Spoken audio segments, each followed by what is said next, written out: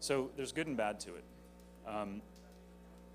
For those of you, anyone familiar with the octave process or followed anything? Okay, so this is a heavier weight risk management methodology.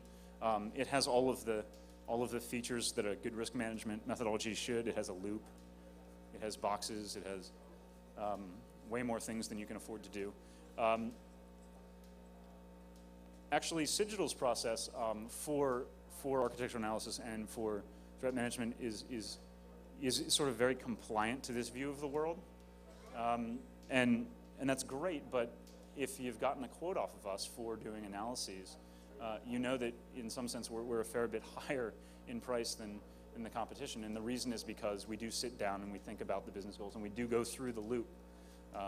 And a lot of organizations are thinking about a 5-day code review followed by preceded by a 1-day design review, and they don't have the opportunity to do that kind of weight. So I'm not going to really talk about, there's more than enough documentation on the octave process, and you can dig into it. As an alternative to both of these, I wanted to kind of get a little bit sort of older school and go back to kind of the Ed Amoroso 70s threat modeling, followed by Bruce Schneier's notion of attack trees. And this was something we used to do a fair amount, and we got away from. And the thinking here is that you can basically come up with a conceptual way to attack the system and then enumerate in classic tree format all of the different possibilities that could make those attacks realities. Then the process of securing your design proceeds by finding the choke points and cutting off the viability or the feasibility of those kinds of attacks. The advantage to organizing your thoughts in this manner is you can annotate each node with a weight. The weight can be cost, it can be effort, it can be probability, it can be impact, it could be some combination of those. And you can use classic, sort of accounting and Boolean logic to figure out what your total risk is and make decisions based on it. If you do something like an attack tree enumeration, you're going to probably be thorough. Another name for this, for those of you who are familiar with like sort of old DoD stuff, is vulnerability hypothesis testing. The objective of this is to become thorough and to document your complete thoughts on it, and then you can prune and subtree from there. If you're a risk-based organization, the mathematics of this may appeal to you, but you're going to, when you do your first attack tree or your third attack tree, enumerate far more possibilities than your testing efforts and your secure design are willing to deal with. So the advantage to an approach like attack trees is thoroughness. The disadvantage to them is you're going to waste effort. And you're going to waste effort at, of course, the expense of time and money.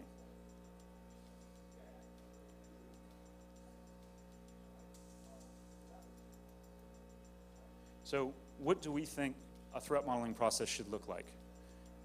I'm going to talk about this at the high level, and then I'm going to dig into the detail of it in much more length. I'm going to kind of breeze through each of these slides because there's 2 to 5 slides associated with each of these concepts moving forward.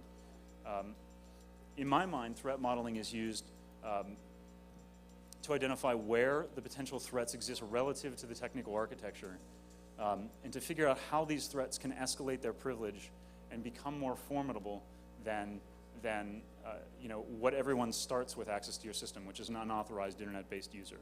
Right? Very little privilege, very little capability. It specifies what things you have to decide whether or not the application is vulnerable to, and it identifies components and assets worth protecting. And as we'll talk moving forward, it's really the interface of the technical decisions you've made in order to engineer a solution and what vulnerabilities they bring with them as a result of all of the consequences and assumptions associated with them.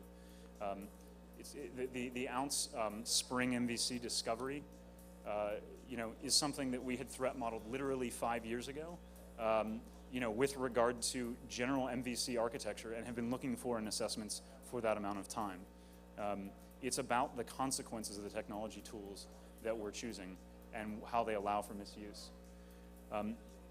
I'd mention a word around this because anyone who's tried to do threat modeling or tried to do security testing or tried to do misuse case elicitation immediately hits a sticking point. And the sticking point they hit is, where do I start what is too obvious? What can I take for granted? And where do I end what is too baroque and crazy? And I would argue that things like the Owasp top 10 and checklists should be left off of your threat model. Now, if you're doing a risk management exercise, they should not be left out of your risk management exercises. But again, threat modeling is basically a conduit on which you can do the thought process of thinking about what else could happen to your application. In my mind, the Owasp top 10 is a cached result of a threat model on a web application, right? So we've thought about web applications, we've thought about the technologies, and these are the things that go wrong. If you haven't looked for the Owasp top 10 in your application, you probably don't want to start with a 1 week long threat modeling exercise. You probably want to look for those things and remove them from your application, because there are automated penetration testing tools that can find and exploit these vulnerabilities, right? So that's job one. Now, the thing that checklist will never give you is what's wrong with your business logic that could be misused and exploited by someone who is well motivated and properly has the appropriate capacities. That's where we're going to use this, right? Does that make sense?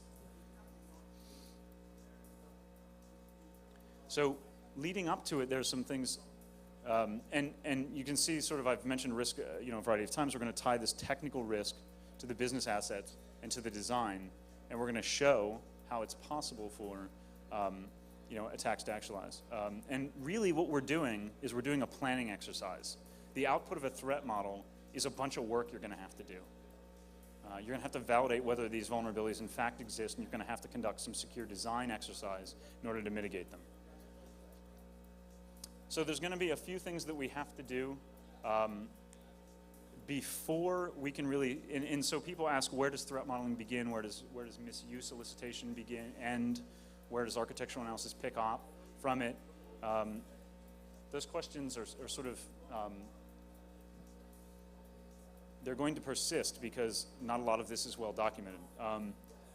These books here describe at a high level those activities and where they fit together, but they're sort of unsatisfying in as much as they don't tell you exactly how to do them and what the outputs of them are. And I think in a lot of regards, because everyone's organization has sort of, in some sense, ended up rolling their own process, you're going to have to help answer those questions.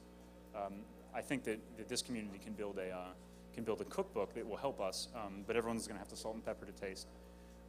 The things we need to do before we can really consider our threat model underway is we're going to have to identify the who. We're going to have to identify the threats. We're going to have to enumerate what things that those people are going to be interested in doing so we can figure out how they would actualize those attacks. And that's going to be where the vulnerabilities are going to be elicited. They're going to do that through misuse and abuse, and we'll talk about kind of how to get your first cut of the threat model through that quickly. You have to diagram the structure and assets of your applications, and because we're going to anchor all of this in design, and because you probably don't have a design document for your application, this is going to be one of the first technical steps we do. Then we're going to start to annotate it and figure out whether or not that enumerates some things we're going to have to go after an attack. So just a few words on what the inputs are up at the top before we move on. And this is, if this is a 4-hour course, this is where some of this stuff becomes exercise. The first thing we have to do is, after we've defined who, is we have to enumerate the doomsday scenarios. And this is the hardest part for developers. It's the easiest part for spooks and security guys. What